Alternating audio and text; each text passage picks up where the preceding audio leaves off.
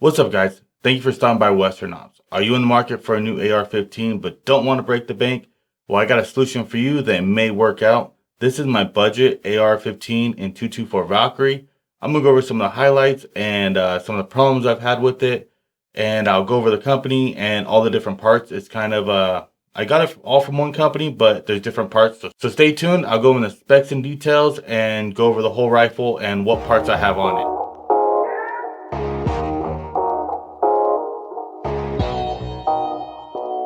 Alright guys, so I got this complete rifle minus the scope, mount, and bipod from Delta Team Tactical. Full disclosure, the upper receiver was sent out to me for test and evaluation or for review. I'm not getting paid for it, but I told them in the beginning that I'm not going to necessarily give them a good review just because they sent it out for free. If I really didn't like it, I'd send it back to them if they want, or I just would never talk about it. So I've been using it for a while, and there was some good and some bad. So I just want to disclose all that to you guys. So the upper was sent out to me with the bolt carrier group and the linear comp. The lower receiver I purchased myself. Most of the components I got through them, through their website. They had good prices, except for the lower receiver. The lower receiver I got from my local gun shop, and obviously because it's an FFL, I can't order that through line. With that out of the way, let's go through the rifle. Alright, so starting off on the back side, the buttstock is made by a company called Adaptive Tactical. They are a local Idaho company. I've reached out to them on the side, talked to them. They seem like some great guys. They have a good Instagram. I think they have a Facebook and all the other social medias as well. I do want to go by their facility and check things out. They gave me an invitation, but then this whole virus thing happened and I didn't go. So going forward from there, I believe it's their buffer tube, or it might be a Davidson Defense. Don't know if I mentioned it, but Davidson Defense is a manufacturer for Delta Team Tactical. They are owned by the same company, but they're different entities as far as business-wise. They have their own employees, are kind of separate. So here's the bolt carrier group. As you see, it's just a regular mil-spec bolt carrier group. Nothing special on it. It does have the forward assist on it. It does have all the notches. It's the 6.8 SPC bolt face, which you'd have to use for a 224 Valkyrie, because that's what this rifle is. Everything else is the same as a normal AR. As you see, the charging handle right here is ambidextrous. I purchased that separately. That was what they called a blind box. It was like a blind box purchase. Basically, they said they have overrun of different charging handles. They told you that it was an ambi charging handle, but they would not say what manufacturer it was or anything like that. And then as I look at it, it has absolutely no names on the charging handle. So don't know exactly where it's coming from. Probably China or something like that. I don't know. The magazine was bought outside. Actually, I bought two from Primary Arms online. And then the other one was from Midway, USA. They had a good deal on magazines. It has a CMMG trigger group. When I was going to put the lower receiver together, like I said, I bought it from Delta Team Tactical. It was a kit. So you had everything you need to build the lower minus the lower. So lower I purchased myself. I purchased that at a local gun store. And then I ordered the trigger kit and buffer tube and buttstock and handguard all through this little kit that I went through. And they have a bunch of different formations and different products. This is just the one I went with. I wanted to support Adaptive Tactical, and this was a way for me to get one of their stocks because they are a local company. It has an Ergo grip on it, so Ergo is a pretty good name. Not sure where they're located at. And a CMMG. I haven't really heard too much bad stuff about them, so I don't see why I shouldn't try them. It is just completely mil-spec trigger, nothing fancy or nothing like that. I have thought about dropping in a one-piece trigger, but I haven't done that yet. I'm still running the mil-spec trigger and all the different parts. So we went over that. The upper, I don't know if I mentioned it. The kit that I got from them, they let me order the one I wanted. It did have an arrow upper, so I do have an arrow upper and an arrow lower on this rifle. That kind of made me feel good inside about having matching upper and lower as far as the company. and it was a good quality company that I can depend on. Going forward from there, my handguard is a company called Aim Sports. They make handguards, other different products. The handguard feels nice. It does have the rail across the whole top, and then the bottoms. Everywhere else is just the normal M-lock system. It is a slim handguard, and I do have a bull barrel on it. So that's kind of an issue that I will talk about very shortly. Going forward from there, like I said, I do have a bull barrel on it. It's like a matched barrel, is what they say. It's a 224 Valkyrie, 1-7 twist. It's the 416R stainless steel barrel. And the name of the company that manufactures that from the website is ELD. Can't figure out what ELD stands for. I don't even know who actually manufactures it, if ELD is a company or if that's just what Delta Team Tactical labels their barrels. I don't know all the rest of that details. All I can say is that's what it is. And they seem to be the only ones that carry them, from what I can see. So it is guaranteed sub MOA. On their website, they said that all the match grade barrels are sub MOA. If you have any issues, you can send it back. I did ask them about that before I received the rifle, and this was when I was about to purchase it. I did ask them about that, and they said that I could send it back. We'll go to the accuracy part in a second after I go to the rifle. The front of it has, I'm not sure the material, but this is a linear comp, I believe is what they call it.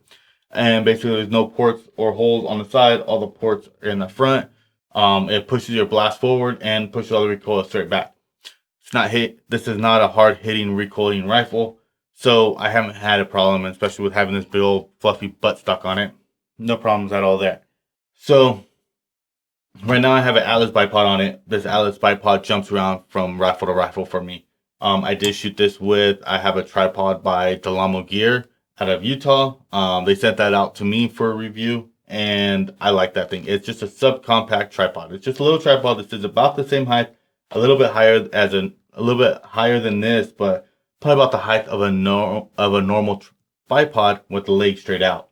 The advantage is you have more maneuverability. It's a little bit more stable because it has a 3 legs versus 2 legs, and it's just kind of cool. I mean, it'd be fun for hunting. The one I have is the older version. They do have a newer version that looks a little bit nicer.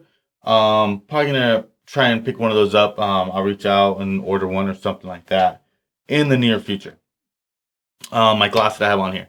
This is a Primary Arms 4-16 by 50 FFP with the R grid 2B.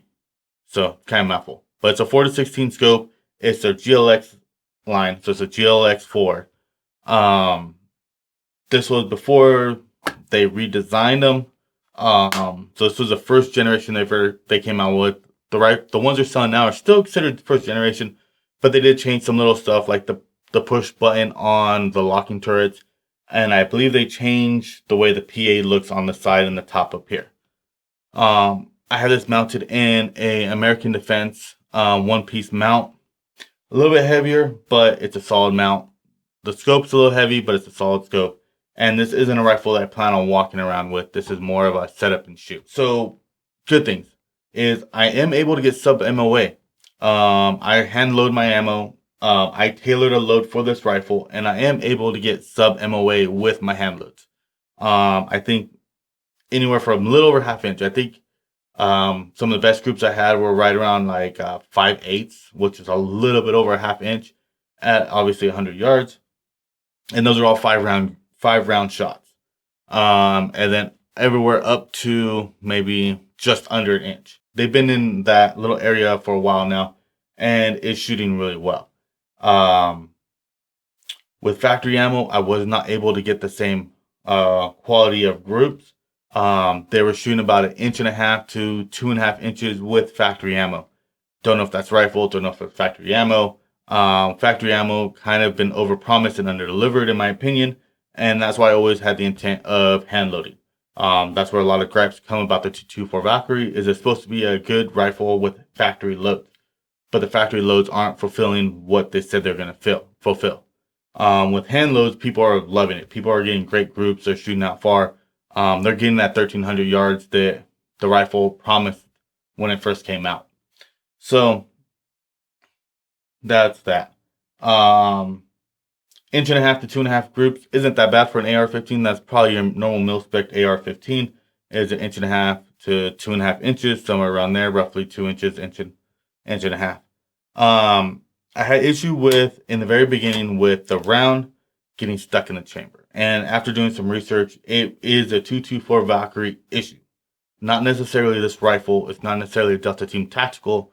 But from what I've gathered, it's a 224 Valkyrie issue. Where, whatever reason, the reamers that they're using to make these chambers are a little too tight. Or factory ammos are a little bit too loose or a little too wide. Whatever reason, the tolerances aren't, they're a little too tight for each other. There's not enough gap in between them. So when you go to load a round, it doesn't make it all the way into the chamber to the fact that it doesn't go into battery, but it does get stuck. So you do have to put a little bit of pressure on the charging handle to get it out. And that's why I went with the ambi, because using the other one with the little finger, it was really small. So I wanted to go to an ambi that gave me a bigger a bigger grip on it, a bigger purchase to get that round dislodged. That was the issue I was having in the beginning. I am no longer having that issue. I just wanted to put that out there. Now it's running fine. I'm getting decent groups, and it's not getting stuck like it did in the beginning. So that's kind of the good and the bad. Good, working properly now. Bad, didn't work in the very beginning. It probably took me a couple hundred rounds to get that to actually break in, if that's what you want to call it. I don't know if there was just, it worked down a little bit of material inside. I now started hand loading, so I don't know if it's more of my bullets being fire formed to the chamber, but actually now I can shoot some factory ammos. I still shoot some factory loads every once in a while just to test things out. And all the factory loads seem to be working pretty well, all except for the Hornady 88 grain bullets. Don't know what's going on with that. I guess that's a whole nother issue with 224 Valkyrie. Those 88 grain bullets are a little too light as far as the pressure coming back, where it does not even try to cycle another round. It's basically a single shot rifle at that time. After every round, you have to pull back the charging handle, eject your round, and take in a new round. And I've seen a lot of forums saying that that's an ongoing thing. People are going to a lot lighter bolt or a buffer spring or a buffer to get that going. But once you go lighter there, some of your other rounds that are pushing it a little hot, like how I'm loading, you may have some issues. So I just decided not to shoot the 88 grains. I have like 2-3 boxes left that I haven't even shot. But I probably will shoot them as single shot just to get the brass, because I use all that for my brass. Saw some reports in the beginning that brass was not lasting long because of the primer pocket. I've gotten at least 4 or 5 loads out of my brass and still going, and my primer pocket has not opened up. So if you're a reloader and that's one thing you're worried about, and you saw some reports from the beginning, the primer pocket opening up. I don't know if they changed stuff. They're using stronger or thicker material, but the primer pocket is not opening up. But I would suggest getting a primer pocket measuring device. If you're questioning, or if you have questions about that, let me know, and I can show you what I'm using for that. So, kind of a quick video, kind of talking fast, still a little long. If you have any other questions about this rifle, I do plan on taking it to 1,300 yards. As of now, I've probably shot 600 or 700 yards at the furthest right now. Haven't taken past 1,000. I will be doing that soon though. I guess, would I suggest it? That's on you. Knowing that I will have some problems in the beginning, I would buy another one of these, or if I was getting another rifle from them, I'd probably get an AR-15, hoping that it doesn't have that same issue, because the AR-15s are kind of proven and been around for a long time. I kind of want to get one just to try one out, to see if it's an ongoing thing with these barrels, with the chamber being too tight, or if it's just a 224 Valkyrie.